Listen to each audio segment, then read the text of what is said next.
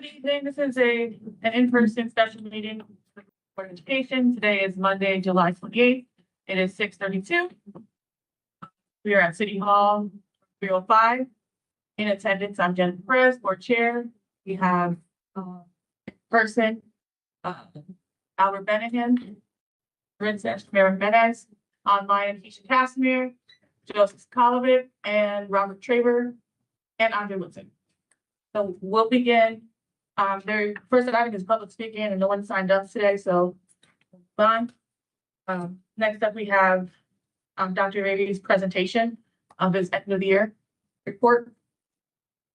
Thank you, thank you, Madam Chair. Can you get me, is it on full mode already, Sam? Again, I want to, take this opportunity first to thank the Board of Ed for giving me an opportunity to lead this district back in November.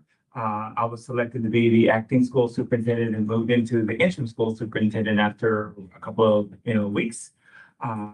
It's been an opportunity for me to kind of really sit back and understand the makings of the district, figuring out what's going good, what's going bad, what you need to do to change things. And so I've had approximately about 8 weeks to really assess and understand the makings of the district. And I can tell you, it's been a joyful ride. It's been a tough ride. I think it's been an opportunity for me as a leader to kind of showcase some of the things that I am capable of doing. But I also want to, again, emphasize and thank again the Board of Ed for giving me the opportunity. But I also want to kind of emphasize my executive cabinet. The people that are around this table here, have done a remarkable job of supporting the work, taking the vision and then, and applying those things in the work that we've done over the last 8 months. So I do want to thank you guys for that support. Always there, long hours, tough calls, been right there behind me and supporting me in the work that I've done. Again, also, I know my wife's at home watching this too, but she's been a huge supporter of me as well. Thank her for standing by and working through the crazy business, if you want to say. And so again, it's been a great ride, but I'm going to start my presentation. It is just basically a highlight over some of the things that has happened over the 8 to 9 months of me working as the interim school superintendent.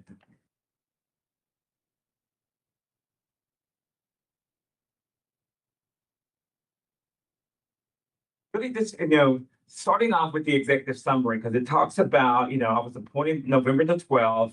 I brought clarity, structure, and bold vision to the Board of Education, grounded, in the district mission, that every student, educator, and leader can rise above challenges and own the path a path to success.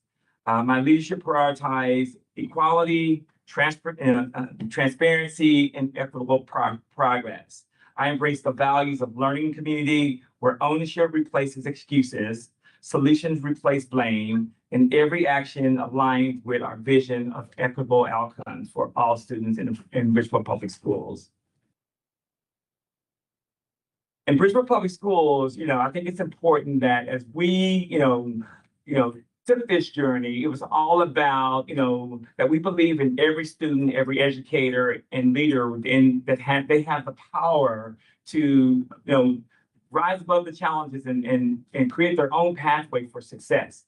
I think that's important as the district starts to evolve and learn, from the things of the past and moving forward. You have to be able to challenge the individuals within the system to be able to do the work.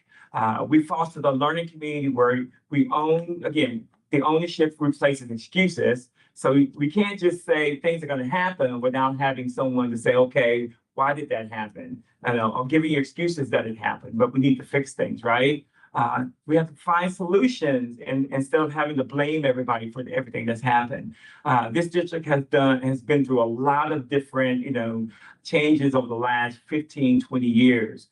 And we can't just sit back and blame the state, the federal government, the city, the board, the families in the district. we have to figure out and come up with solutions to keep things moving, right? And I think we've done a good job of that over the last 8 months to try to make sure that we come together as a community, as a family, to figure out how we're going to figure out, the next steps of what's going to happen for the children of Bridgeport Public Schools. And I think that's important, really looking at, all the equitable outcomes for everybody within the district. And I think it's through those lenses that we will, empower our schools and our leaders within our schools, with the courage and to act with integrity and to deliver results that really truly matter.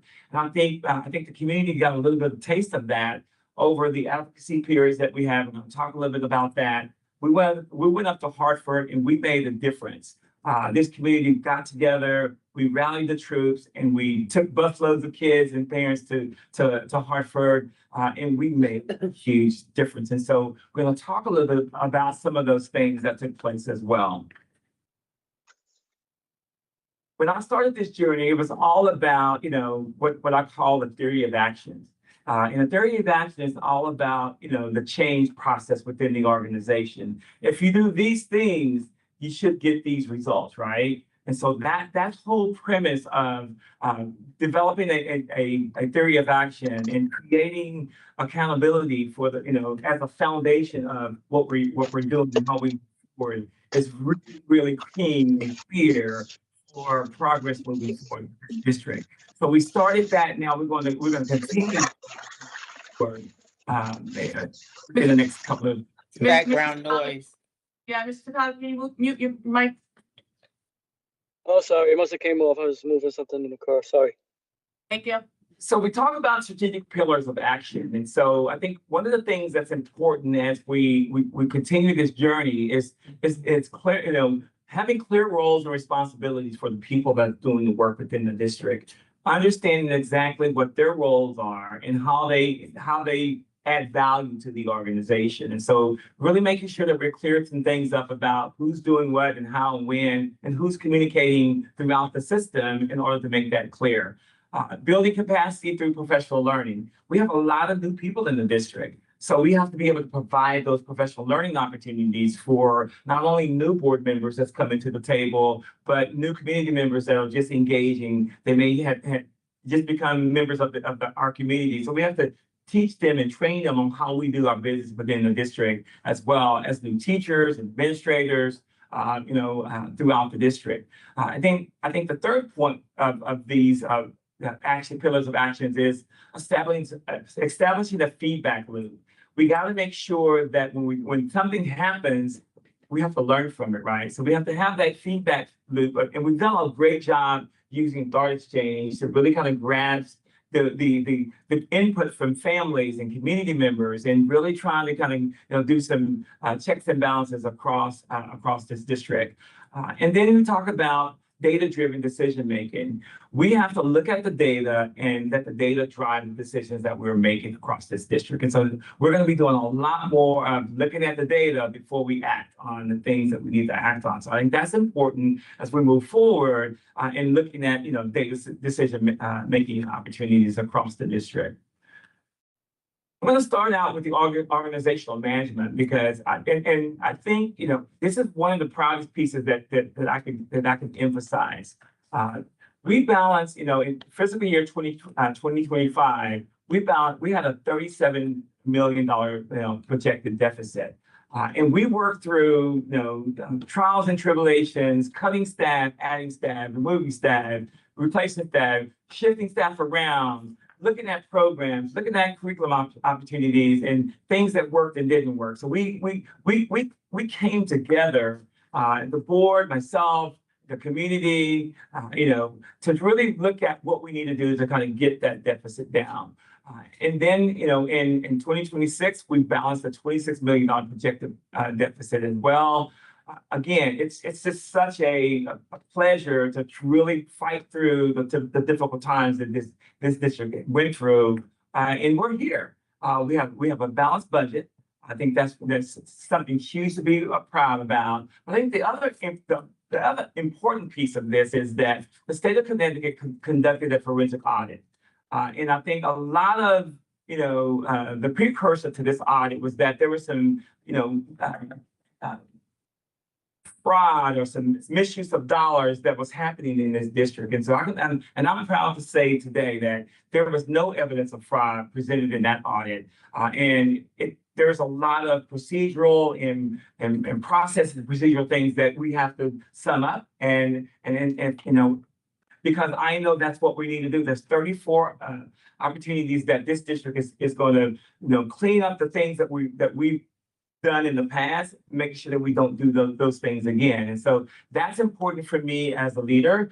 We're gonna microscope those 34, recommendations, and we're gonna make sure that they're implemented in this district and that everybody follows suit in making sure that we follow those.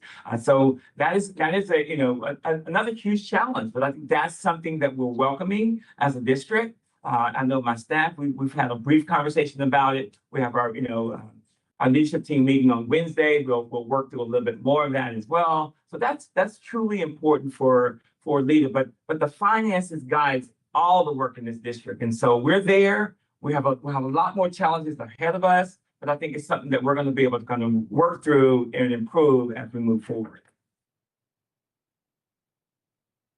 We talked about, due to the fact that we had to reduce the staff, by $37 million, I had to go back and relook at the central office and how the central office works.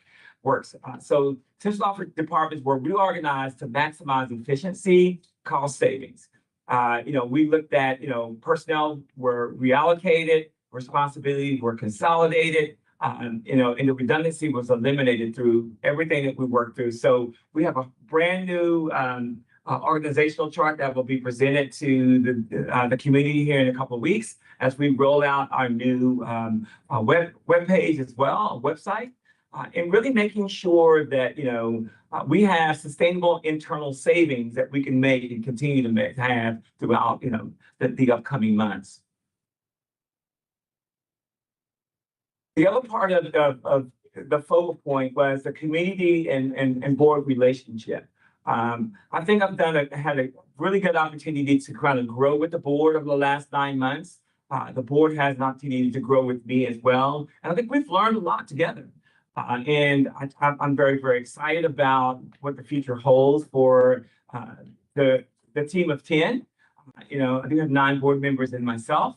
And so I look forward in being able to continue to grow and understand how that all works out. I think the other big part of that, we had 15 plus forums over the last 9 months, engaging this community for all aspects of making sure that we get the voice of the community, from special education services to we had a district budgetary, overview with the community, the district strategic operation plan all together. We had a couple of safety forums for parents.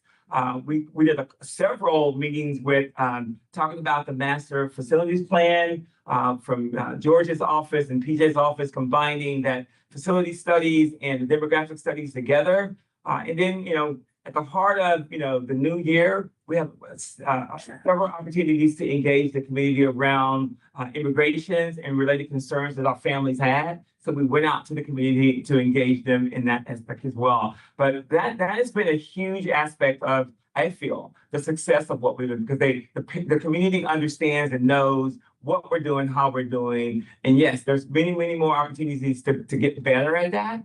And we're going to regroup and figure out how to make that better as well as we move forward. I think the other part of that is just really talking about, stakeholder engagement. Myself and the board of trustees, we participated in a mandatory training of different aspects of what we need to do differently as a commissioner, put out those, I think there was 4 or 5 meetings that we had to do that was required. The board and I, we embraced those meetings and we went through the training, and I think we've learned from those, collectively together. And I know each individual board member has mentioned to me how it has impacted them as well moving forward. I've done a lot of changes when engaging principals. We had principals meetings on Fridays where I had groups of principals over the month span, where I had principals come in groups of 5 and 6. and really talk about what's happening with their campuses and how they're engaging with central office opportunities as well. And really just making sure that we prioritize stakeholder voice. And we've done a lot of that with the thought exchange opportunities and really just meeting parents where they are.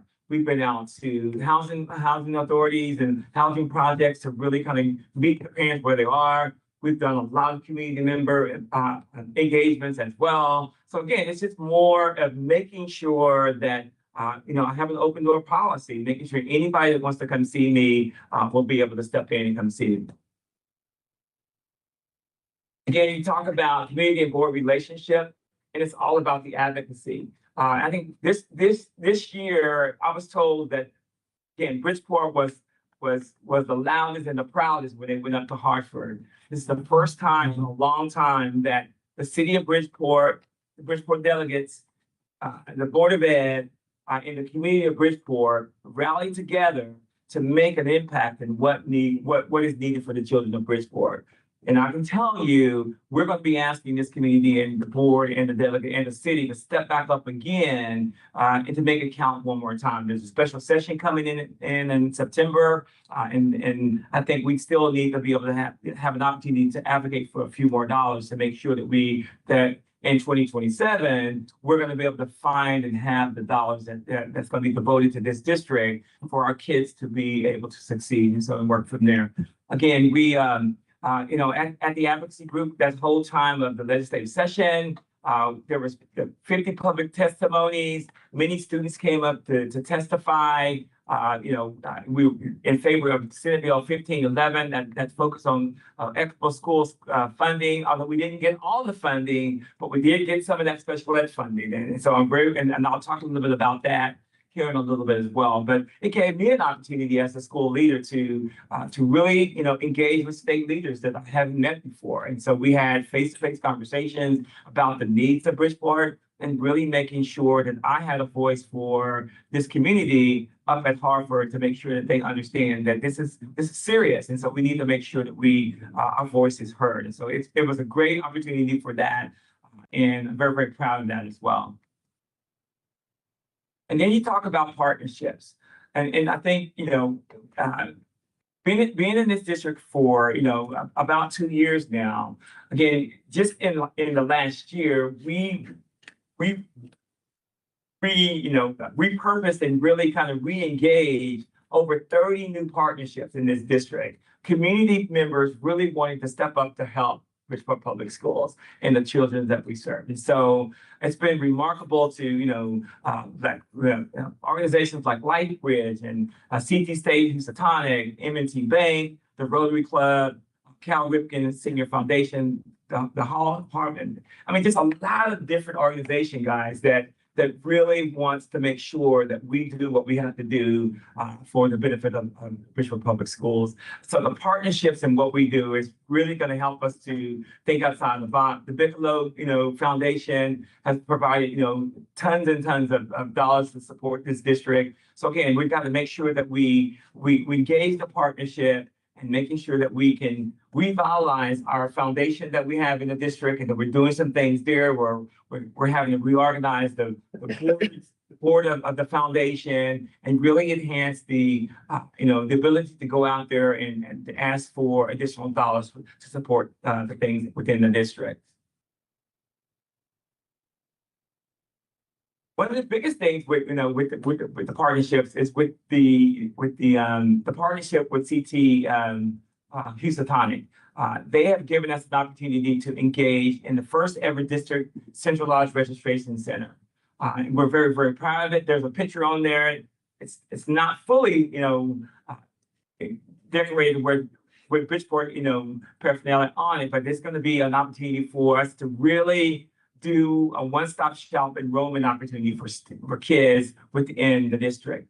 We're going to have multicultural, individuals there that can speak Spanish, Portugal, some other languages. We'll have special ed services there. We'll have health services there. Again, it's really going to have a one-stop hub to be able to have that first, and giving parents exactly what they need in one spot without having to go to campus to campus to campus to get there. So we're really, really proud and really thank, CT State, Housatonic for giving us the opportunity to engage them and also for our kids to engage in the post-secondary educational opportunities that Housatonic has as well. So I'm looking forward to broaden that partnership by giving especially our high school kids, the opportunity to step right into the Housatonic, educational environment. Again, we talked about budget, and so I'm going to read from my screen here. We secured over $19.4 million in new state funding for, fiscal year 2026.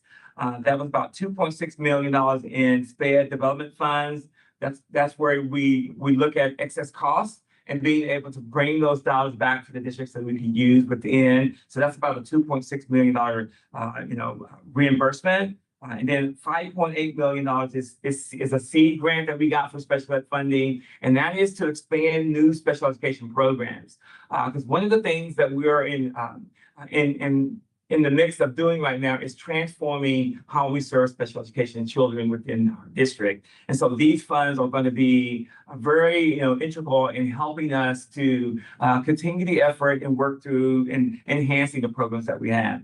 In addition to that, we have an additional $11.8 million increase in ECS and Alliance grant funding as well. And that really is from the state level, providing those additional dollars through legislation to give the district, and then we could translate that within our budget as well.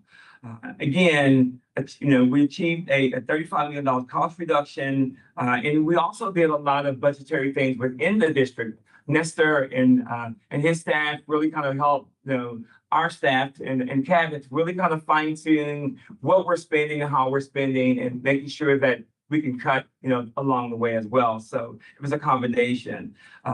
Transformative capital investments. We also, through this whole advocacy piece, we had an opportunity, and it's really amazing to get a $75 million finance, grant opportunity from the state to secure the first ever special education center. That is in the works right now. We're still working on the details of what that's going to look like. It's going to be able to impact almost 260 students, and hopefully reducing our out of district placements in about $20 million over the span of probably the first 10 years with the building coming to place. So that's $20+ million back to the district as we get this building up and running over the next couple of years. Again, we had the facility master plan, funded by the city of Bridgeport. Again, that's that partnership, making sure that we get the things that we need to really look at the facilities that our children are being housed in throughout this district, and looking at what we need to do to kind of right size these campuses in order to make sure that they're safe, secure, and providing the best educational environment for the children of Bridgeport. And again, so that is really integral in the things that we're doing when it comes to the financial pieces of it. Moving on from the budget, we talk about growth and student achievement. One of the things, again, what I mentioned briefly earlier about the special education transformation. The University of Arizona back in 2022 did a study in this district about what we needed to do to kind of right size and fix accountability for special education students within a district. So we've taken that, myself and my staff, over the last 9 months, and we prioritized the things that we needed to be able to do. But we didn't just prioritize. We got input from other people, and we're working through what needs to happen. So back in January, we launched a special education task force, and that's a group of central office, parental, community leaders to really look at and have a voice about what changes is needed in special education. And then again, back in March, we launched a special education advisory council. And that's where we try to get more parents involved with and advocating about what's happening with their own children and the different programs within the district, and really making sure that the voice is heard. So because this is a very, very complicated and large transformation in special education. So I think we need to make sure, once we do this, it's going to be an easier transition into a brand new facility that's going to have an opportunity to impact more children across the district. In addition to that, we have the State Department of Education. They performed a special education audit in the programs and services that we have. So that's going to help us redesign some of our self-contained programs and restructuring some of the programs, working through how those are going to be structured in the 4 quadrants across the district. And so we're going to be looking at how that's going to actually look over the next year. And figuring out, making sure in each quadrant we have the same types of services so that kids don't have to be transported over to different quadrants of the city. So making sure that we have, the 4 quadrants, wherever the kids live, they will be able to have services within that same quadrant. Because right now we're busing kids from one quadrant to the other quadrant. And so we want to make sure that we can streamline that a little bit and work through some of those as well. The other big thing that we've done thus far in special education is that we're looking at our out-of-district placements.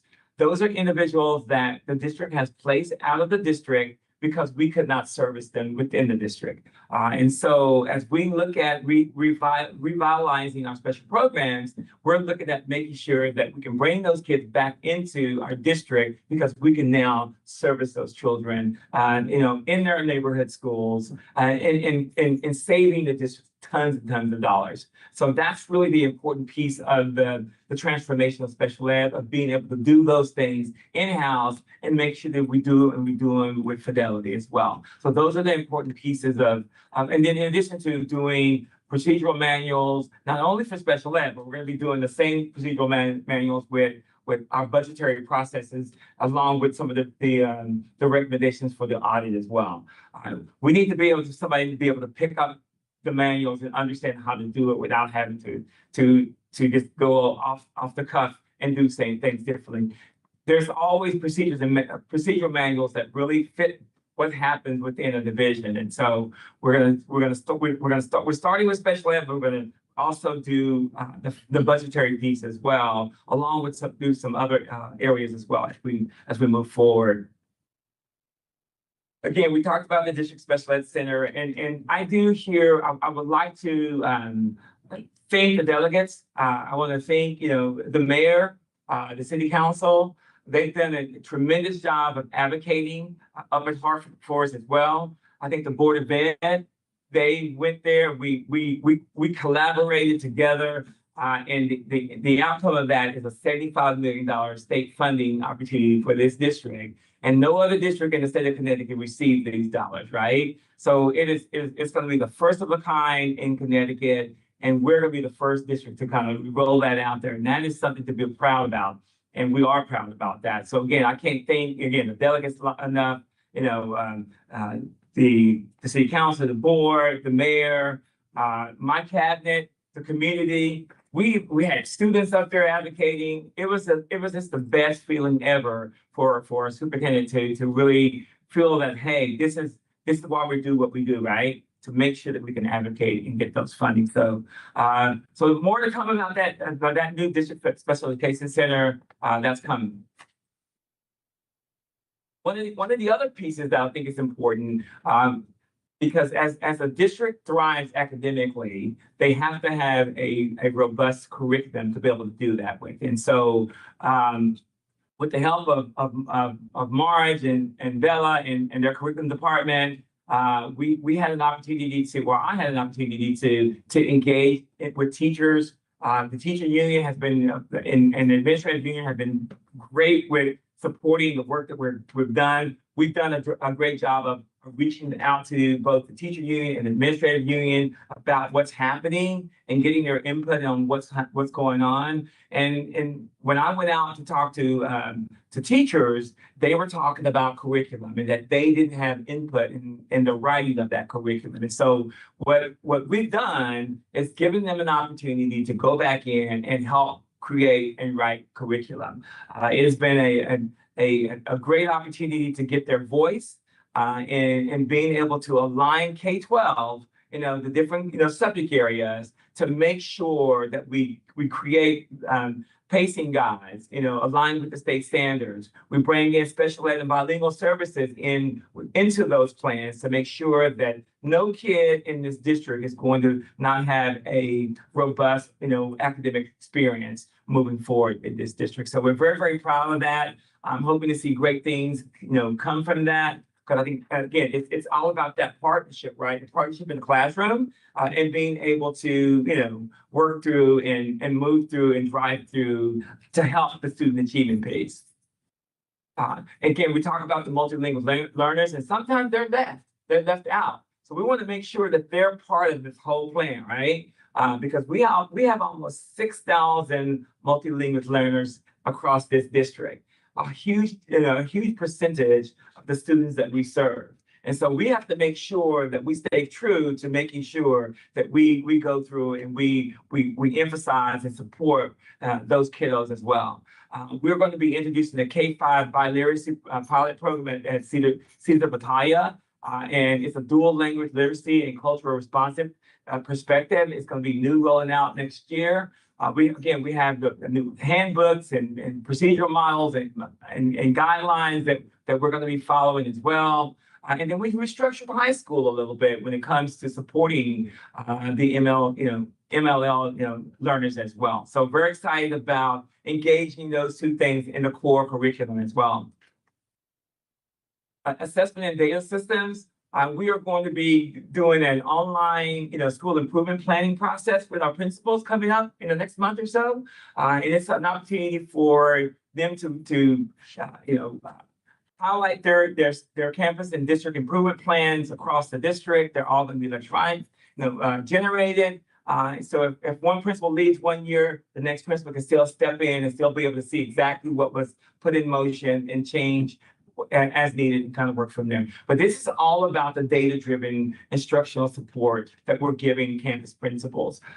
They'll set their goals and they'll kind of, articulate their goals and drive towards making sure that they do the thing, and the central office gives them what they need and their teachers what they need in order to make sure they close that achievement gap. That is the important piece of the instructional assessment, data analysis, and working through to make sure that we use PowerSchool as a student data system, and utilizing a new component of PowerSchool to really make sure that we don't miss the kid and some of the issues that kid may have. So it's all embedded into what we do on a day-to-day basis. So very excited about that as well.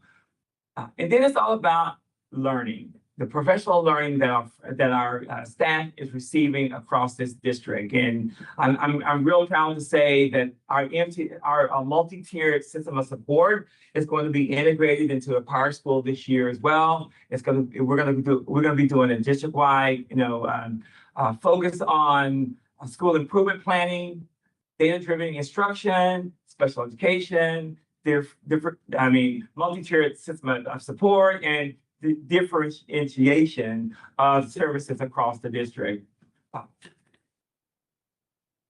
Again, I think one of the biggest things here for us, again, the state of Connecticut and the state technical assistance team is working with our district to help us create this robust, professional learning schedule that we'll be rolling out to our teachers and administrators in a couple of weeks. And we've been working, behind the scenes, changing dates, changing presenters, and over the last, 4 weeks, 5 weeks, longer than that probably, trying to make sure that we have, when we start this school year off in August, we're going to be able to have a well-trained, system of professionals that's going to impact our kids greatly. So I'm really, really excited about that. Making sure that we can support our new teachers. We have a lot of new teachers in the district this year, making sure that we got the mentoring thing, happening, mentoring with our principals. Really making sure that we put them out there to do their best day one of working in this district. So that's supporting for us as well. Let me kind of emphasize academic achievements. This is embargo data. And what that means is that it's not necessarily I can't go into detail with it because the state has not released it. But I want to kind of share with you guys a little bit of what's happening within our district with all the different changes and things that are happening within our district and all the uncertainties about who has jobs and who didn't have jobs throughout this whole budget process. We did fairly well, and I kind of want to brag a little bit on some of the things that the district has done thus far. And I've generalized a lot of it so that you can see, and I didn't want to be real specific with it. 71% of elementary schools increased achievement from 23 to 24 in ELA. 79% of elementary schools increased achievement from 2023 to 24 in math. 100% of all high schools increased percentage of students meeting grade level standards in ELA. 86% of high school increased percentage of students meeting grade level standards in math. 86% of high school decreased percentage. 86% of high schools decreased percentage of students not meeting standards in ELA. So no, they were below. Yeah. 21% of high school decreased percentage students not meeting standard in math. So those are very high level, achievements things. And we're going to go, we will be presenting this data to the board in detail over the next couple of months. Once it comes out official from the state, my team will come back and present that to the academic committee and then to the full board and then to the committee as well. So those are going to be coming up here in the next couple of weeks. Again, it's really, this is just a snapshot of some of the things that happened over the last 8 months of my tenure as the acting school superintendent. Again, it has delivered measurable progress across every major domain. Public schools, the Bridgeport Public School is no longer viewed through the lens of deficit or dysfunction, but as a district rising with urgency, accountability, and student-centered leadership. Under my leadership, Bridgeport is rebuilding with purpose, re-imaging what's possible, and placing students at the heart of every decision that we make. And Madam Chair, that will conclude my presentation. Thank you. I'll take questions from the board members. Before that, we're going to complete the evaluation next week in executive session.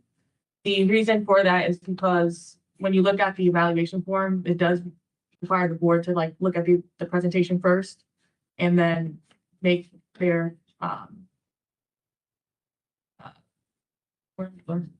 basic recommendations. Thank you. To the superintendent. So we're going to do that next week in executive session. I've emailed you and it's in the portal, the updated form. It's the same form that Kate originally sent us. I just slightly changed the language from mid-year to end of the year. So you'll take a look at that. You'll have some time to look at the questions and kind of sum up your ideas. But before we do that, if anybody has questions about the presentation, you can ask now. I see Mr. Travers hand up for you. Yeah, just a minor quick correction. You misspoke quickly at the end, and I know we're not dwelling on the accuracy of the data because you called it embargoed data.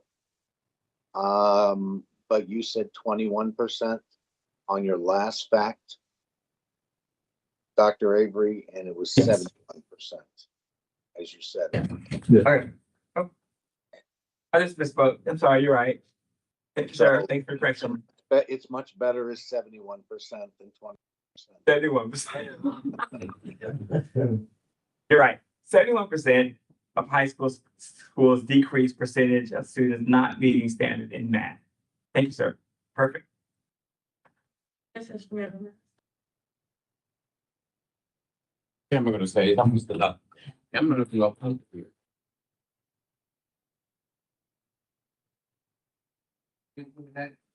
And for the time I'm here, I'm a witness everything you do, Dr. Avery.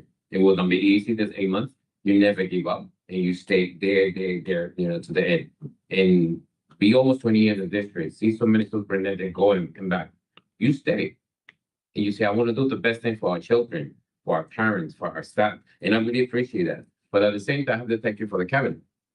Thank you, Mr. Garcia, PJ, Marabella, Michelle, Giancarlo, Nestor, Tim, Daniel, and Olivia, everyone. I would say thank you guys, because I know it was not easy. You guys stayed there. You know the situation about the budget. And you went, you know the situation of the budget, and then you accept the offer. And I know that. Thank you for that. You know, if you wasn't other people, you guys stay back, you leave. Say, no, I cannot work like that. But you stay because you care. Thank you for all the staff, they stay here and they say they support Dr. Avery. And say, yes, Dr. Avery, I'm gonna work with you. And they make the decision to leave. Trust me, then I know that another time they say, I give you $20,000 more. They say, no, I want Bridgeport. And I appreciate that everything you do, and I be witness, and I challenge whoever come to say something negative, I would challenge. I challenge anyone because I'll be proud, and I say that with honor and proud of you. You never give up. And that's what we need in our district. And that's why the parents want. That's what the students want. And the most important, doesn't matter what time, and I know Saturday and Sunday, parents call you and you answer. Another people, they don't do that. And I appreciate that, especially everything you do, this presentation, everything. I'm in shock. I'm very proud of you. And thank you. Thank all of you and everything, and this, I know this is the beginning. We're not gonna give up. And guys always are gonna be here in the support, opposed me, and your rest are always with us, and a lot of people they're with us, because they want the best. Nothing is easy. Things go up and down, positive and negative. But when somebody throws something negative, we throw 5 positive. And that's what I would call a team. Thank you. And thank you for everything. Thank you, Madam Chair.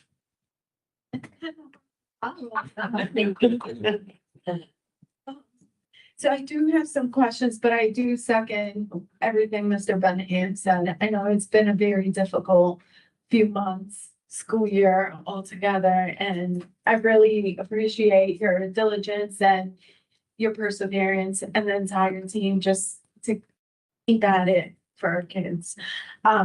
So in terms of questions, some of this is more so because I would not be familiar. So some of my questions, on slide 14, we were chatting about procedural manuals. And so anytime I'm thinking about any type of suggestions or anything like that, I'm thinking, long-term, really building something that will outlive us being on this board, in our positions. So is the goal for all the departments that have a procedural manual or just some of the departments? The goal is for everyone. A lot of them have them already. They just need to update them. I know with specifically for special ed changes every year. And so they hadn't been changing and updating them, and it drives how work is done within that division. So Michelle and her staff they're putting that down, and there's going to be update things. And that's part of the organizational, procedural things that we're doing. HR should have manuals that specifies how things are done within the HR. Every division needs to have that. And so we're going to check that. So from cabinet perspective, with all the other things we're going to do, that's one of the things I think over the year, we'll give everybody the opportunity to kind of look at their manuals and how they do their business to move that forward. So yes, we will be updating all of them. Perfect. That's perfect for sustainability purposes. For slide 15, I had a note on here. It talks about the district special education center. And so one of the things that I've been kind of toying around in my mind is how can we make money to try to make ourselves as sustainable as possible? I know it's not going to be like 100% possible, but we should strive to do that at least to cover our transportation or something like that. Have that goal. So with the special education center, can we make money off of this? Yes, eventually that's the plan.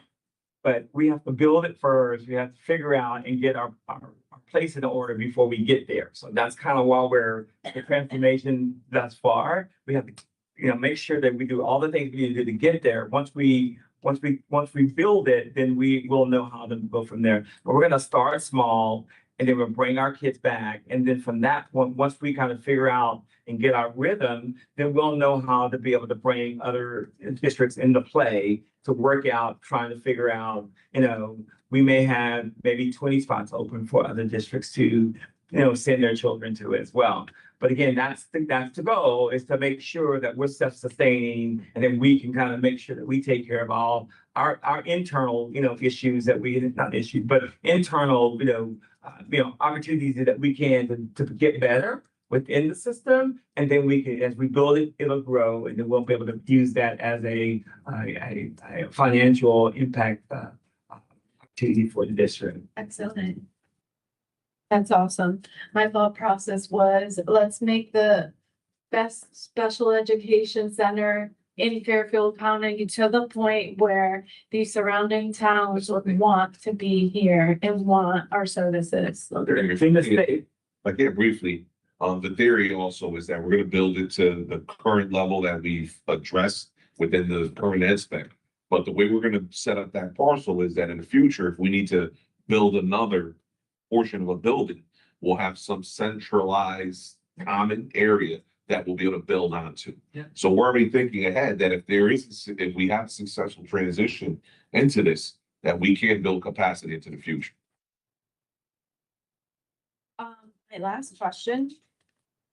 We're checking, make sure it is my last question. Slide 17, when it, multi-language learners, the program rolling out of Battalion. Is that a program to teach our children a second language?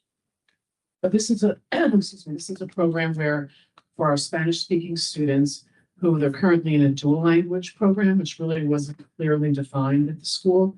So now they're going to get those biliteracy classes are going to have an hour of ELA in English and an hour of ELA in Spanish. So with the goal of the end goal of being getting the seal of biliteracy so that they are truly biliterate in English and Spanish. Okay, is that only rolling out there, or is the goal to pilot it there and then roll it out? Yeah, it's a pilot this year, so we see how it works and the response we get from parents and students, and then from that point we could. Next year, we're looking at this year is K-5, next year is 6-8. And then looking, learning from our mistakes, learning from our success, and then rolling it out to other schools. Thank you. Ms. Gagner? Yes, thank you. First of all, I want to say thank you again, Dr. Avery, for everything that you've done, for the challenges that you have pretty much wrestled through. As you know, I don't just thank you out on this public forum when there's cameras rolling and recording, but when you and I meet, and you are very accessible. So I appreciate it, because there are things sometimes that I miss during board meetings because the meetings just have to keep rolling. And every time I ask you for a meeting, you always show up and you're accessible. And that's something that I think is so important in a superintendent. So I appreciate you and I thank you for that. Thank you. So I think it's important to thank you behind the cameras as well as thanking you in front of the cameras. That's the point I'm trying to make, okay? So under the assessment and data systems slide, I have one question about that. Will this new system that you're envisioning keep a running, this is the only way that I can kind of say this to my understanding, okay? So will the new system keep a running list of every year of math and reading scores in Yes. each individual classroom of each individual school? That's what I want to ask. Yes, it does. It does that, yes. And So we'll have that. then when, if 5 years go by, we can go back to this year, right? That it Yes. started and be able to see a trend. That's what I'm asking. Yes. And that we talk a little bit about the data-driven decision making. That's part of that whole concept of having and using it, but making sure it's accurate enough to be able to use, right? Because data is data, and sometimes data in, data out may not be correlation to being good data, right? So we got to make sure that is set up that way to be able to utilize it in a way that's going to be meaningful. Okay, thank you. I have a couple questions on academic achievements, but I yield those questions and I'll wait until we have a one-on-one meeting just so I can wrap my brain around it. But Yes. again, thank you so much for everything that you are doing and that you have done and that you are to do. I appreciate you. Thank you, Madam Chair. Thank you. Thank you. Mr. Traver? Yeah, I wanted to ask, I can't see Ms. Hughes, but I wanted to, is there, going to the program at Bataya, bilingual ed, the program you're establishing Yes. for difference? We used to have a program there. Are we There's- reestablishing something that we used to do? I know there's a dual language program there. However, it had, the way it was being rolled out was not in the purest of forms, so to speak. So what we've done is we've created this biliteracy model where the intent is for students to be biliterate in both languages, ultimately going at the high school level, getting the biliteracy seal of approval. So what we've really done is really clarify, we've got resources that are in Spanish and resources that are in English for the teachers to use. We're setting up foundational skills, both in Spanish and in English, which were not always in place historically. I did misunderstand. And what you're talking about, is that more like what we used to do, and I hope we're still doing at multicultural? I think because we were not here when that used to happen, so we're not real clear, and I think a lot of people that was here then, Mr. Traver, may not be here now to have that correlation between the two, but it may be similar to what you're talking about, but I'm not 100% sure. We have multi or bilingual classes K2 in many of our schools. However, when you go to the schools and you're doing walkthroughs, you can see there's different versions of it. There wasn't clear structural guidelines on what percentage of time was English taught, what percentage of time was Spanish content taught. There very often the language was mixed and there weren't clear guidelines. And what we try to do just overall in the program is establish clear guidelines and expectations so that whether I'm at Roosevelt or whether I'm in another school with bilingual classes, I'm going to see the same thing. Okay. Well, then I guess I would say that that's something sometime in the beginning of the year, I'd like to see us spend some time on the ISS committee looking at what we're doing in different schools and what you're doing there that makes that unique. Because And beforehand, we can walk you through the program if you'd like to meet Yes. before then, walk you you and I through the can sit program. down and look at what's being done in different schools and then sort of begin to chronicle what we're doing there that's different than what we are doing, have done in the recent past. Absolutely. Different schools. And Mr. Trevor, I would recommend also when school gets started, I think taking your committee to the site to kind of Yes. to put your eyes on it, I think would be a good opportunity as well. No, my recollection is that Bataya was one of the last schools where we did some things, and so now you're going back to doing things, and that's what I got to sort of wrap my head around what has changed in the most recent past, and even I don't know what the answer is to that. So I need to do some research myself. Yes. Starting with you, but starting also talking to people I know to find out. The other thing I wanted to just sort of make sure that we're all clear on the questions that Ms. Casimir was asking about tracking data. Tracking data 5 years back to in a classroom has relevance to a very limited degree in the sense that students change and staff changes in that classroom.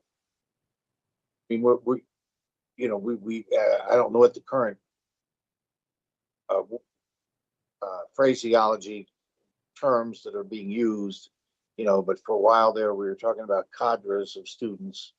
But, we want to track the students, and as students move from school to school and place to place, tracking data in classrooms is not as relevant as tracking the students and where they are to see what progress we're making. So that all becomes affected,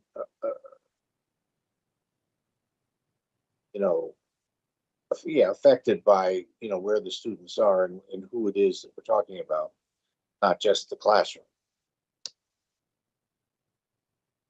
So that was- The data management system will have that ability that we can track our cohorts, Yes. which I think is what you're referencing. Cohorts, thank you. I said cadres. Yeah. Mhm. So I just wanted to mention that. Thank you. Thank you. Seeing no further questions, we will move on to the next item. Board members, just take a look at that, evaluation and we'll do that in executive session next week, for next week's meeting. Yeah. Yeah. They have it open. This is in your portal, this, presentation. If, yeah. And the next item on the agenda is a discussion of board recommended priorities for reinstatement of budget reductions pending potential additional funding. So, with this, the state does have some additional dollars, that I know that they're gonna work on with Dr. Avery to, see where that money would be most effective. And then a recommendation from a board member was that we create our own list of, items that we'd like to see as board members back in the district. So the way I'm looking at this, I think what we can do is, I give everybody time to kind of list off their, top five, top five items they'd like to bring back. I will make a little list here and we can kind of tally off, if everybody wants item number one back, we make a tally and then kind of give our recommendations to Dr. Avery, based on that order. Ms. Casimir? Yes, thank you. What I'm wondering is, as I am thinking about my top 5 things that I would bring back or I would like to have come back, should I not also consider continual funding for that item? So let's say if I wanted to bring back the arts programs or the librarians, all of these controversial and important programs that we need, is it going to make a difference if I say that I wanted to bring back item A, item B, item C, item D, item E?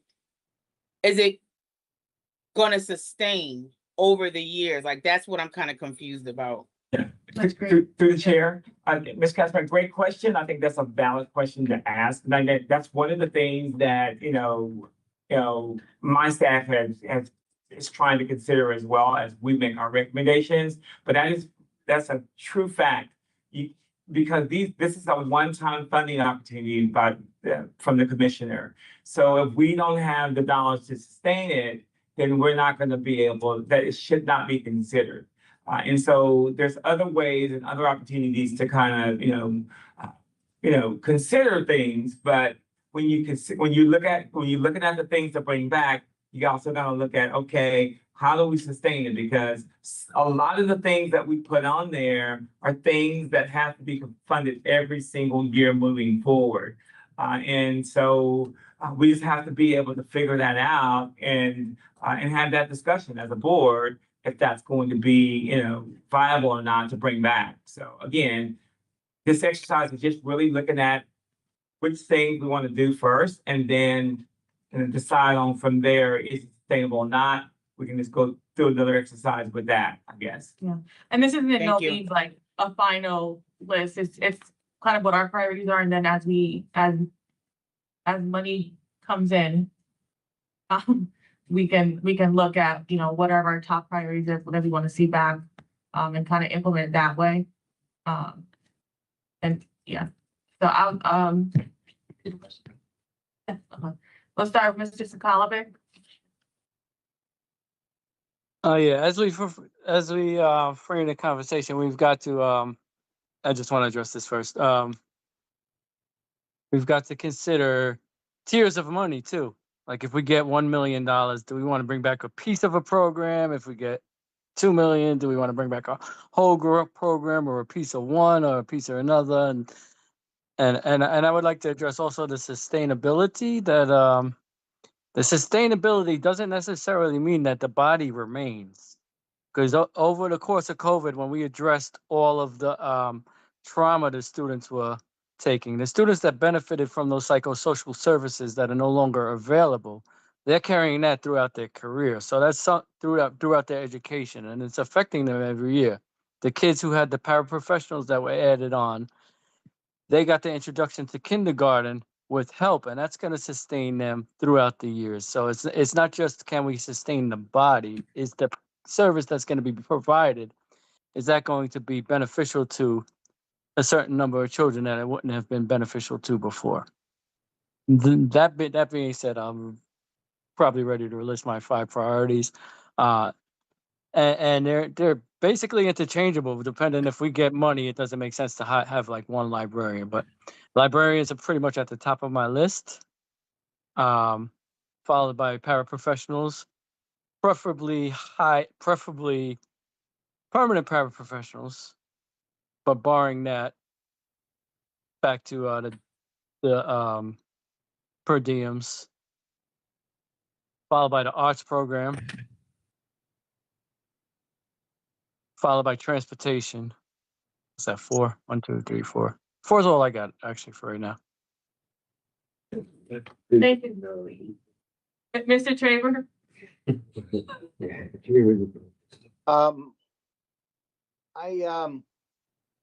I would make a similar point as had been made. One is there are pieces. It's not a whole. And so it depends on the money, and it may not pay for the whole program. That could apply to the distance children are walking. That could apply to the number, some of the staff, not all of the staff. In some schools, that may be one kindergarten para for more than 2 classes.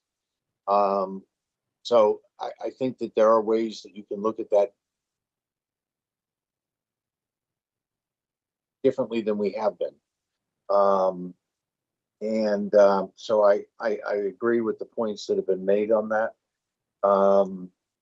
And 2, I had this discussion with the technical advisory team a few weeks ago. I don't agree with the notion that anything that we put the money into has to be sustainable. Because we made the decision to cut kindergarten paras, we lost 2 kindergarten teachers within a week. And that's simply because we made that decision to cut paras. If we had not made the decision to cut the paras, we wouldn't have lost the teachers. So and there's always God knows where, God knows how, but there is the possibility that the money will come from somewhere. And as a poor district, we hope the money will come from somewhere. There's going to be, we just saw the sudden reversal of the federal decision to cut the huge amount of money that was going to cut and hurt us in all kinds of ways in this past week. That dramatically changed our outlook in all kinds of ways. We know there's going to be a special session of the state legislature in September, which could dramatically affect our look in all kinds of ways. I was at the Cape Verdean Festival yesterday. Governor Lamont was there. Everybody's wondering whether he's going to run for office again. The fact that he was at the Cape Verdean Festival yesterday tells me he's running for office again. That means he's suddenly worried about votes from cities. That's why he was at the Cape Verdean Festival yesterday. So maybe suddenly Governor Lamont's going to start worrying about more money for cities. So God knows if more money might become available to help us that wasn't available in the last legislative session because he and the legislative leaders weren't interested in putting the money into our cities or into the poor districts, because I know it's not just cities. So you keep pushing and pushing and pushing, and sometimes the money appears. And it could happen, even though next legislative session is not a financial or funding session, it could happen that exceptions are made to the rules.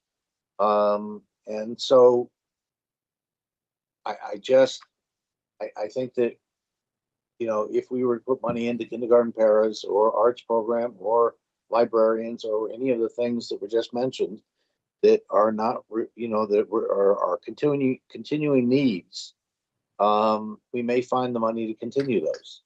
So having said that, I don't happen to agree that it's not a good thing to put money into staffing positions that we're going to need the money in the next year. And I would push for the kindergarten paras, the arts program.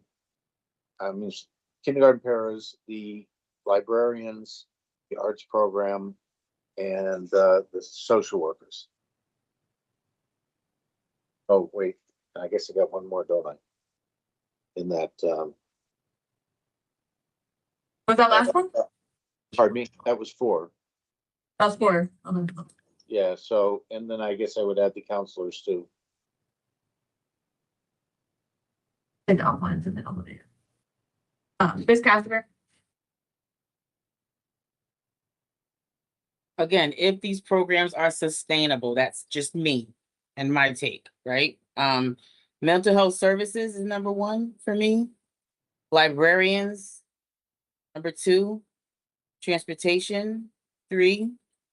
Arts programs and science programs. And I just want to give a little caveat to that, Madam Chair, because if parents do research and they find an arts program or a science program or a music program that is within the city or cities outside of Bridgeport, that if they offer those programs, when I was a single parent and I was a struggling single parent all those years ago, I used to actually pick up the phone and give a call to those programs and say, hey, listen, I don't have the money to pay for the full tuition.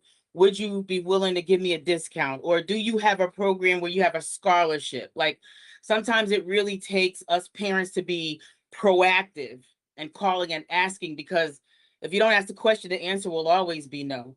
But if parents find a program that they feel like their children can benefit from, they can contact those programs and see if there's any money there or if they can get some type of discount. So in case arts programs never comes back to Bridgeport Public Schools, please be an advocate for your child and think about what I said. Thank you, Madam Chair. I'm sorry, did I finish? Oh, arts programs, and then my last one was paraprofessionals. Okay. Paraprofessionals. Thanks. Mental health, social workers, counseling. Sister Mary Menace. So I want to preface my list by saying, I do agree. In theory, it would be nice if this list was sustainable and we would get this funding all year round, but I think we have to kind of deal with what we have at this point. And I think we just, based on our priority list, push forward with whatever we find is most impactful. And then we go back to the state and say, hey, we've already cut these positions once. We need the funding for them. So I do somewhat agree with what Mr. Rocktrader was saying. With that, I will say I did pitch for the list to be 5, but in reality, I have 8. So, and I will say that I did seek feedback from some parents because I wanted to make sure that my list also considered community members as well. So my list, starting with kindergarten paras, librarians, transportation, social workers and guidance counselors, the performing arts programs, interventionists, and then ending with assistant principals.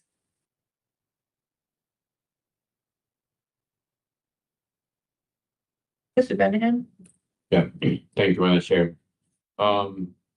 I agree with what all my colleagues said, but I'm going with what my list have, but I would love to have the paraprofessional back because I know paraprofessional help a lot. Our students, especially in special education, you know, so it's not easy what one teacher, they don't have no paraprofessional, it's hard for her, including when they have a lot of kids. Transportation is my second one because it's an issue that we talking about this and everything, you know, it's true, and the winter's not here yet. It's not here yet. Imagine when the winter's here, all this kid and start to have to walk, especially sometimes we have the sidewalk. People don't respect when students are crossing, you know, it's bad, and we need to fix that transportation. Art. Art for me is so important, you know, I know a lot of students enjoy and it's so much art and they focus and they let it go when they use art. They enjoy like they have, you know, relax. When they got kids, they got depression, stress, everything. They enjoy, and I know kids love to do art. Sport is another one that we all know how many sports, you know, we have here in Bridgeport Public School, especially the high school. And all these coaches, they do an amazing job. When I say they do an amazing job, it's like all these coaches, it's like the second parents of the students. They support, they help a lot. And the other ones are library. Library have to have them back because it's very important.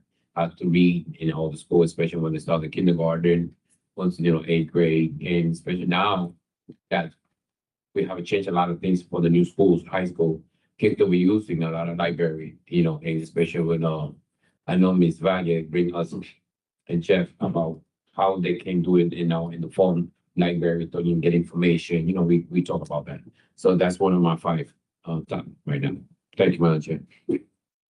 Mr. Woodson?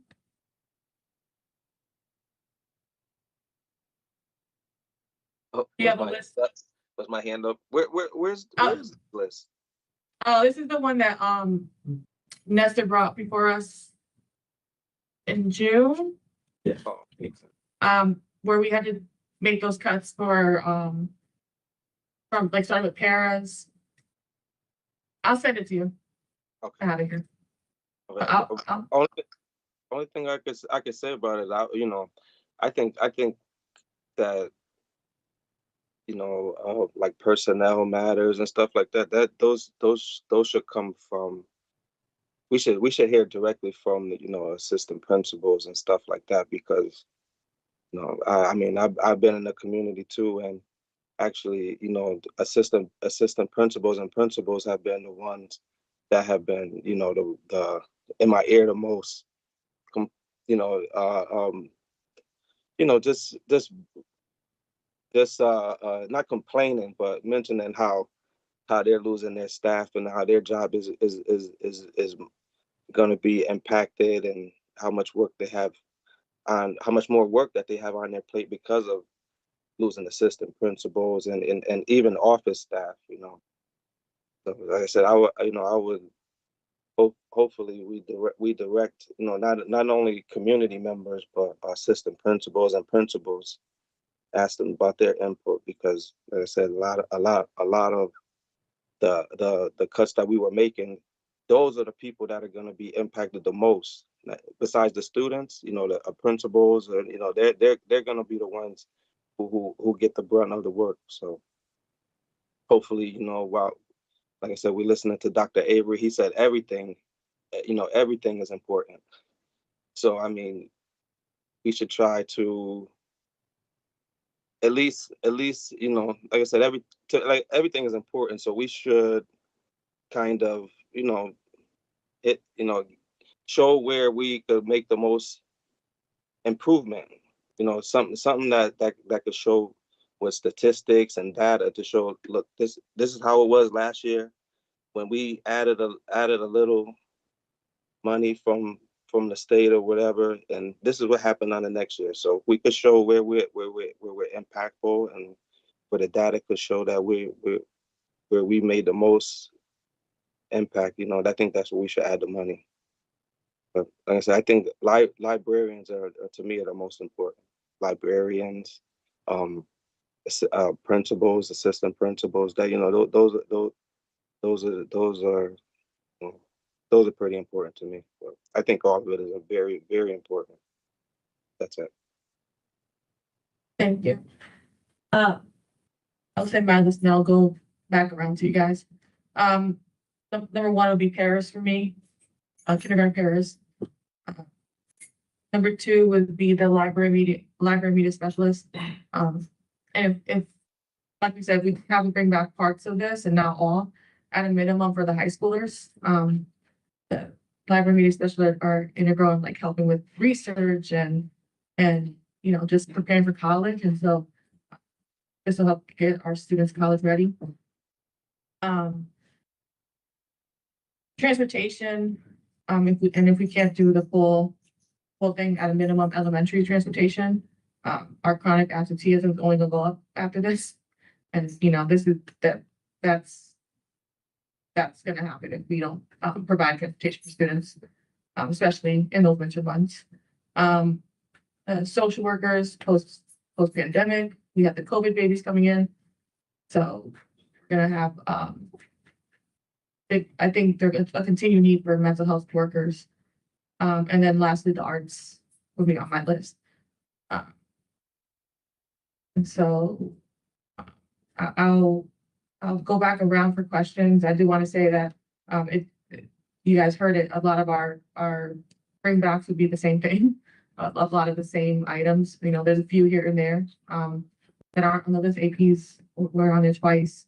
But for the most part, we're all looking to bring back paras, librarians, transportation, social workers, arts. Yeah, that's kind of like those are the commonalities there, and APs as well. There was two for APs. I mean, if I could add another one, I'll say APs as well. So I know we can probably name this whole list, quite frankly, but you know, this was just an exercise to see if we're kind of on the same page and kind of work together on prioritizing things. Should we see that money? We'll go back around, Mrs. Kolovic. Yes, thank you. Yeah, I would like to add my fifth, but I would like to tier it back on top and push everything down after listening to Ms. Casimir and remember the psychosocial services and the impacts I said they have. And I think that'll be very impactful, even if they just last a year and we don't receive the sustained funding. Like I said before, it will sustain the children throughout their tenure had they not gotten those services. And I said, just squish everything down, please. Gotcha. Thank you. Yeah, his top one is mental health. So, that's you. Any other questions? Did you have anything else? Traber then. Mr. Traber? Yeah, I wanted to clarify, just to be clear. The kindergarten paras, I wanted to be clear that I meant paras, not contracted out service we had before. I heard one other comment to that effect. And I heard people say paras, but I wanted to clarify that my preference is for the real paras to be used too.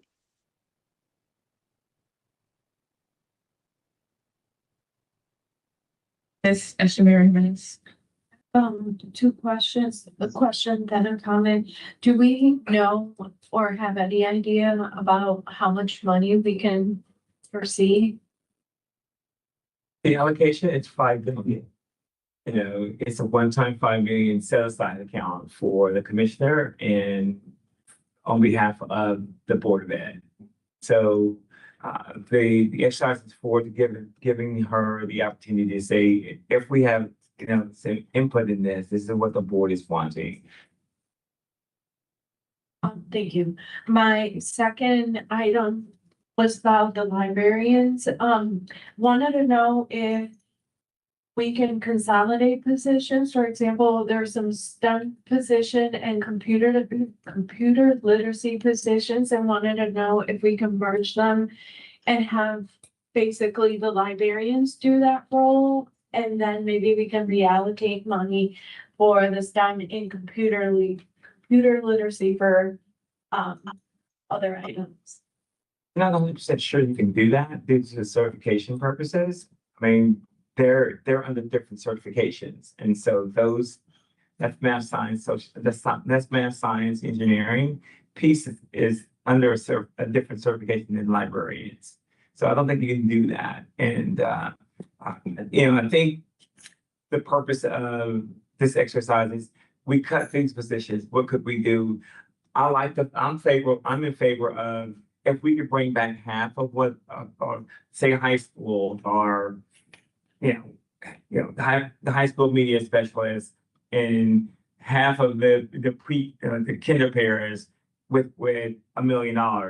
We're still impacting, and it'll make a good impact for us as we move forward. So those are the things that we're going to be able to do, and I'll have the opportunity to have those deeper conversations with the commissioner and how this money is spent.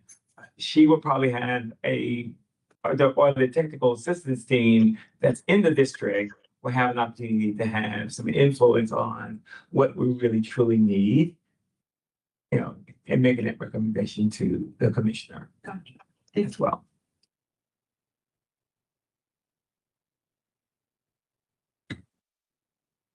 Any more questions? Chair. Mr. Benham, Mr. Chair, you're unmuted. You can, thank you. Dr. Avery, if we trying to see, and I hope we got this position, the most important, I know you will take and know which was what we need. And the fund, they will coming from the state, city, state, okay, and we're not gonna have some, just in case the state give it to us, we're not gonna have some issue, they say, oh, you have to give this back. Sometimes, I want to know, they're gonna help us because we need it. Right. Okay. I want to be sure, I don't want surprise. It's a one-time. It's a one-time set-aside account for the commissioner to support the district and then working with us to decide on how to prioritize that. And this is what this exercise is for, to be able to say, okay, the board collectively got together and here are their top 5 things that they would like to see happen, and hopefully, she will be able to kind of give us a little bit of, finesse to say, okay, if you can do it, you can use this money for this or this for that, and go from there. So I'm sure we're going to be having those meetings over the next couple of weeks, and we'll have a little bit more clarity as to how it's going to be spent. And then I'll be able to give it to you guys regarding that. Thank you. Thank you, Madam Chair. Mr. Traver? Yeah, have we figured out how to use the bond bill money? I think it's the same dollars, Rob. It's my understanding is that the money is coming from the is it OPM side or OPM. right? That's who set aside the dollars. But when you start in my conversation with the state technical assistance team is that's where I think you and I had the conversation about the mayor has to have some input in the whole financial thing with the board. It was tied to the mayor and the OPM having something to say as to what happens. But technically, I think it's with the commissioner, and she's getting the state technical assistance team to guide the work in the district. And then I think there's going to be a meeting with the mayor with those 3 gentlemen to talk about how that's going to be spent. I think the rule is that the mayor has to chime in on this. And that's why I think the recommendation needs to we need to get the recommendation solidified so I can get it to the state team so they can get it to the commissioner. And the sooner the better, in order for the board to have some impact in that. So that's the important piece.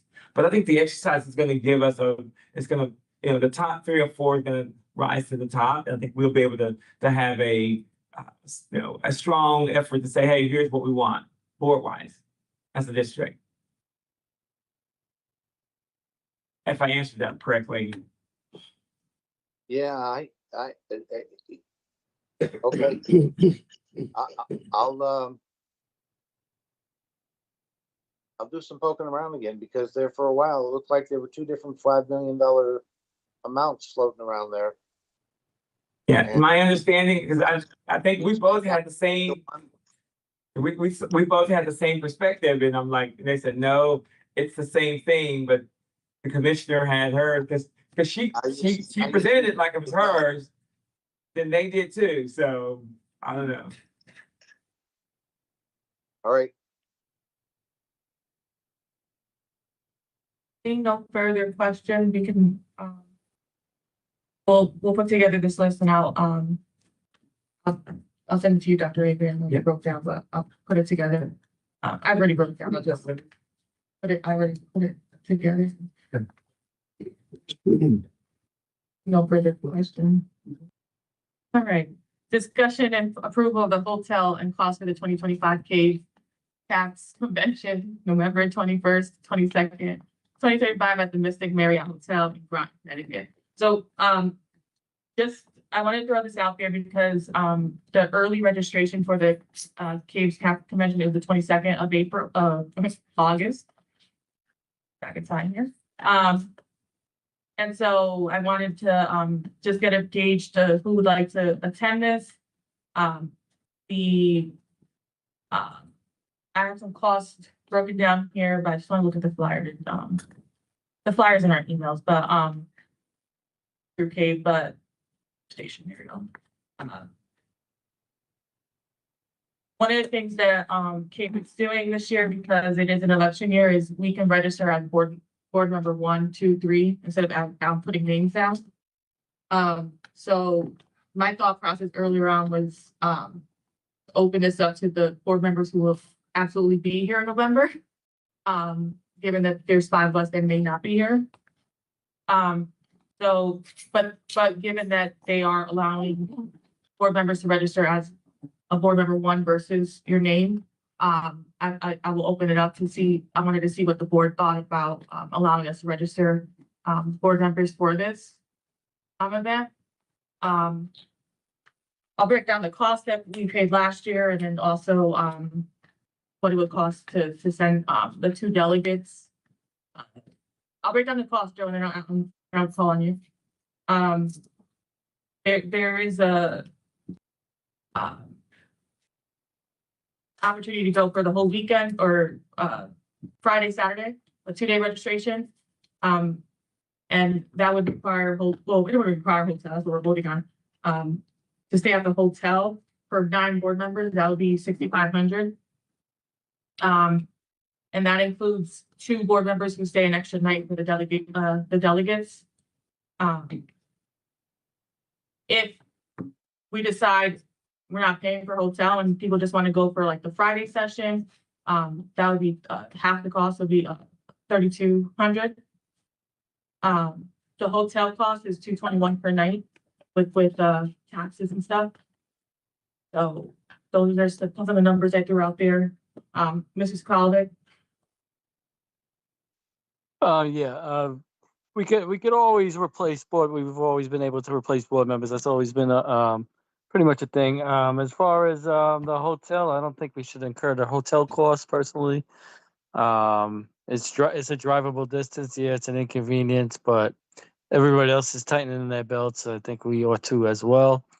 Set an example for the district, and we're definitely in an austerity budget. And I think we need to set the tone where asking everybody else to make sacrifices, and I think we need to make that sacrifice as well. And just all register. I would register to go, and I'd be mindful if one of us are not elected or not going to run again.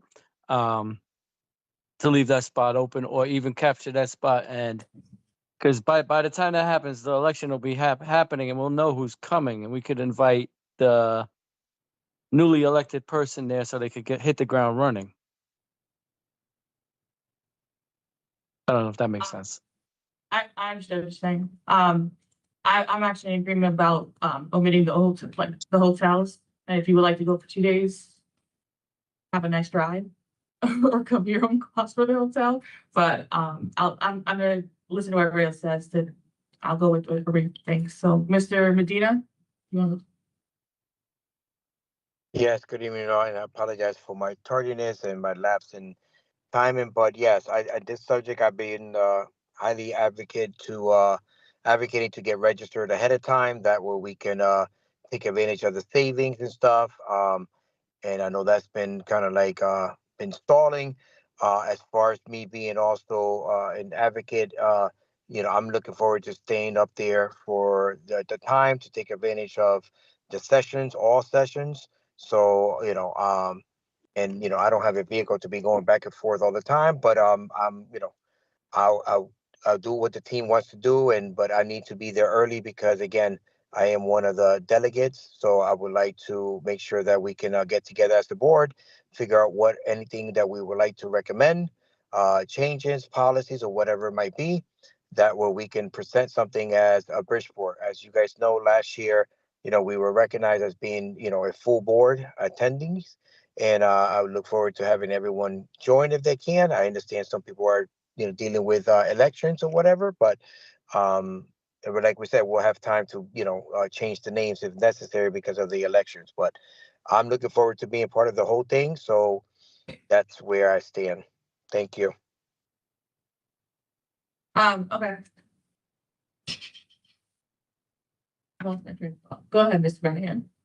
Thank you, Madam Chair. If I agree with what Mr. Medina said. Question, they everything's still the same? They changed now something different from last year or everything's still same process? Delegates go up Thursday. Okay, I'm part of the delegation. So the 3 delegates that we have are Albert, Andre, and Willie. Okay, That's who were assigned earlier this year. The Friday session is a full day. Yeah.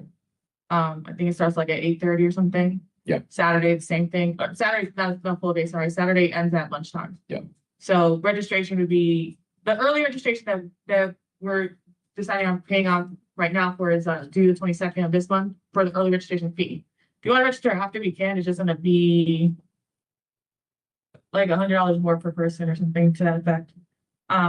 Actually, registration, $50 more until October, and then after that, it jumps up $100.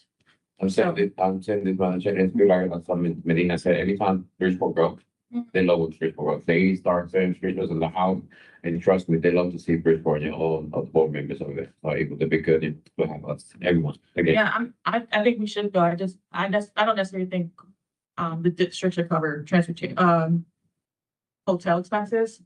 It's an hour away, so a lot of us commute to work that much. So like, I don't necessarily think we need to pay for the hotel stays. I do think we would all benefit from the conference, so we have in the past. And there's a lot of workshops there, a lot of inspiration. So that's my personal. we But meet if and this we meet people, a lot of leaders, a lot of people from other town, amazing. anybody else with thoughts on this? Are you guys interested in attending? I'm sure you are, but for the board members, I see Joe's interested. Joe, are you interested or you just asked a question? Yeah, I'm interested in it, and I think we should break this up to 2 pieces because it's obvious everybody's leaning towards registering.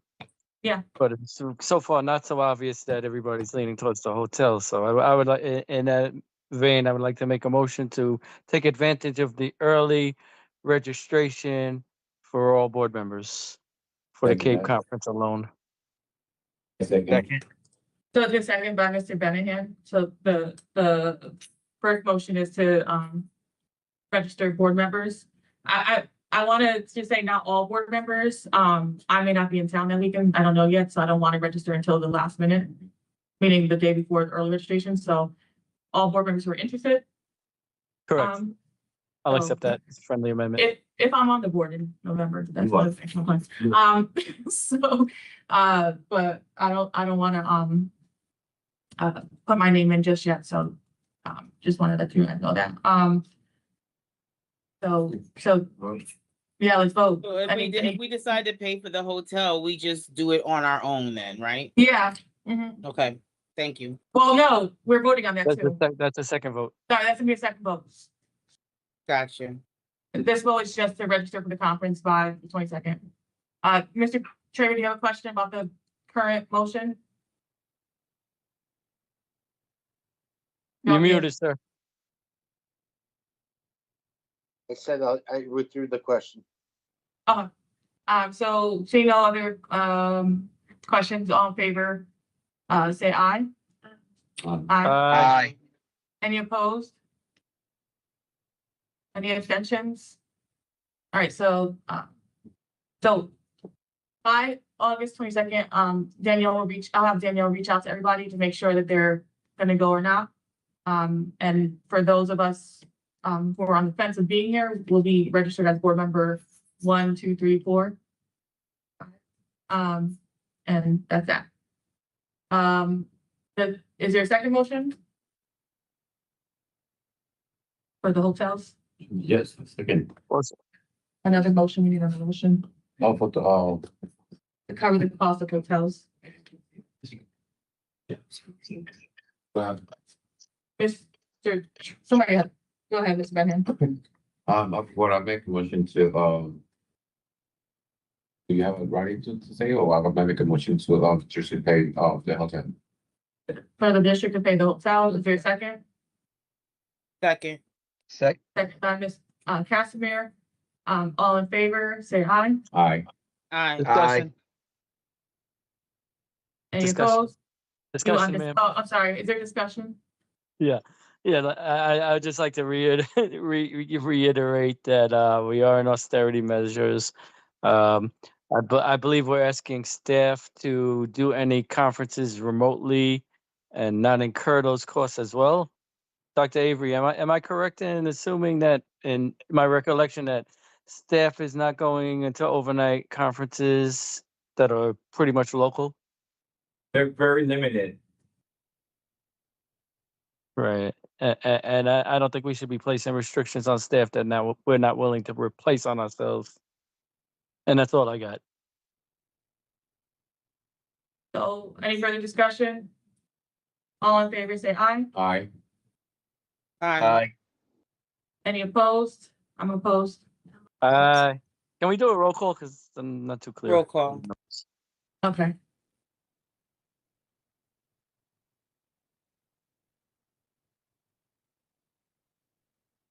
Okay. You say what you're voting on. So yeah, the motion is to, for the district to cover the cost of the hotel for the KCAS convention. Yes. All right, Mr. Andre Woodson, Yes. Mr. Traver, No. Mr. Justice Suckley, No. Jennifer Paris, No, Mr. William Medina, Yes. Marisa Estrada Jimenez, No. Mr. Keisha Casimir, Yes. Christine Baptiste Paris here. Can you please repeat the motion, please, Madam Chair? for the school district to cover the cost of the KCAS convention hotel stay. No, No, 2, 4, 5, no, and 3 yes. alrighty. So that one fails,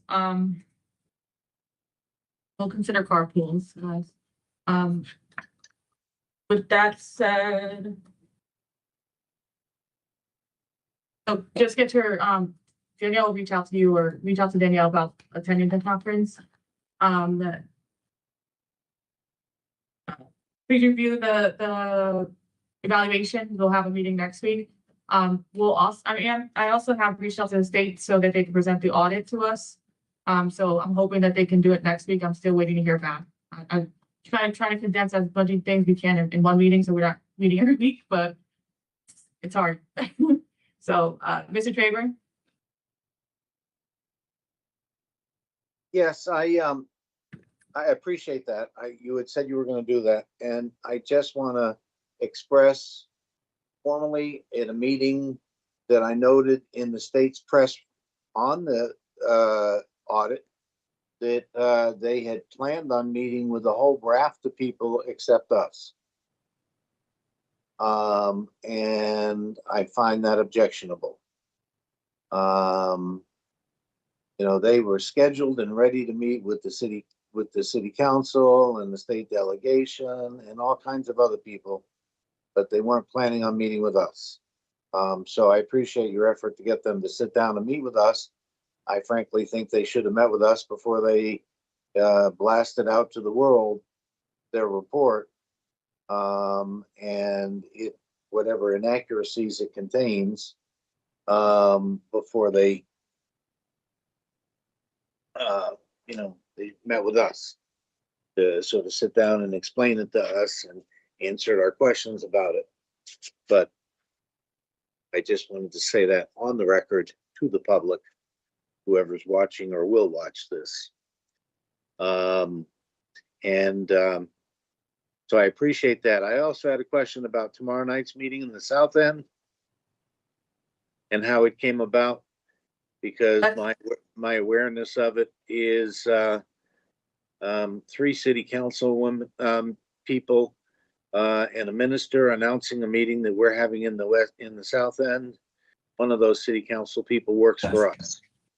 So that's not our meeting, that's city Well, council that or city council person says it's our meeting.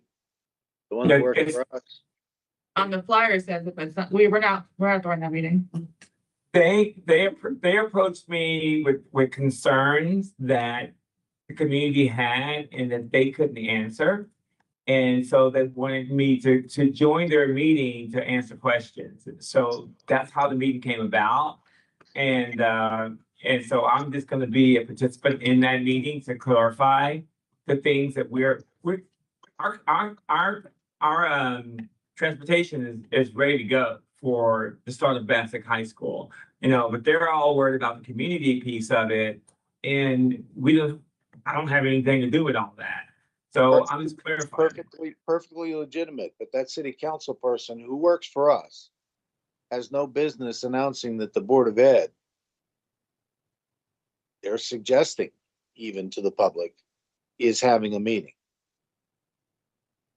And that's exactly what she's doing. So that needs to be clarified. I will clarify that in the morning and making sure that, because I wasn't aware of that press conference being held. It's a little 3, her and the 2 city council people from that district, and the minister in the church announcing the meeting and posting it on Facebook, or I don't know where else they may have posted it, but it's saying the Board of Ed's having this meeting with them, and it was news to me when I. We'll have it clarified in the morning. I think that needs to be worked out. Yes, sir. Mr. Medina? Yes, I have my hand in before this discussion has changed topics. But Madam Chair, would you be able to send me the information of the hotel and what prices they were given CABE or us? That way I can figure out, my options for that venue. Appreciate it. Yes, I'll forward you the flyer. One last thing regarding the fiscal audit, I meant to say is I'm not really saying anything to the press until we actually have a presentation. So that's what Dr. Avery and I have decided in the statements that we released. I know some of us have read the document, but until we have a full presentation, I don't believe we should be making any comments on it as a board. So I just want to let you guys know that I will not formally make a comment until we have a presentation for the state. Through the chair. Yes. And I want to clarify and emphasize your first statement, Mr. Traver. I have a face-to-face conversation with the deputy commissioner and the technical assistant team about when that report is going to be released. And, we were somewhat guaranteed that we were going to be able to get a precursor to that audit report that we did not get. We got it at the same time it was released to the media. And I made my point known to the deputy commissioner as well, and I didn't get a response back. So again, you're correct, because that's what I was told, that we were gonna be able to have access to that report before it went public, and it did not happen that way. And so the clarity is, I have a question, a question out there to the state regarding that, but I have not got a response back for that yet. Well, and I know, if you will, that as opposed to when they decided that we were searching for a new superintendent incorrectly, and the chair got a letter on a Friday night at the same time as the press, with nobody else getting an email. This time the email went to her and you, and the press. I don't regard that as cooperative. And I thought we were trying to be cooperative and a team. Yes, sir. So Five minutes after I received that, I got a phone call from the media wanting my response. I'm like, I'm not giving you a response because I haven't even read the thing. I saw it on News 12, and then went and checked my emails and saw that the chair had forwarded it to us about 10 or 15 minutes before that. So I knew that this was all happening concurrently, and it's distressing if we're trying to work as a team. Sir. So we all agree. So I Mr. appreciate Bennett? everybody. I'm agree. Thank you, Madam Chair. I agree with what Mr. Chairman said about the meeting tomorrow, and this is what happened when they don't communicate with that parent.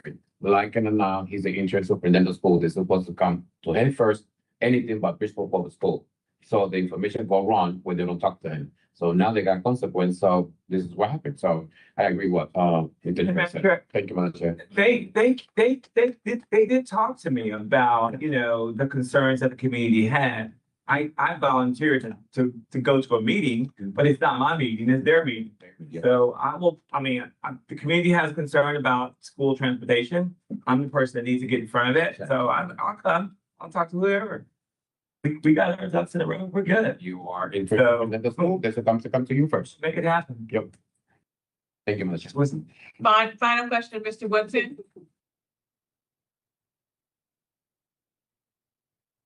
Oh, never mind. No, say your question. Everybody else got theirs. Yeah. Going once? You sure? All right, is there a motion to adjourn? So move. Second. All right, all in favor? Aye. Aye. Andre, if you have Aye. questions, please email us so we can clarify anything for you. Thank you all.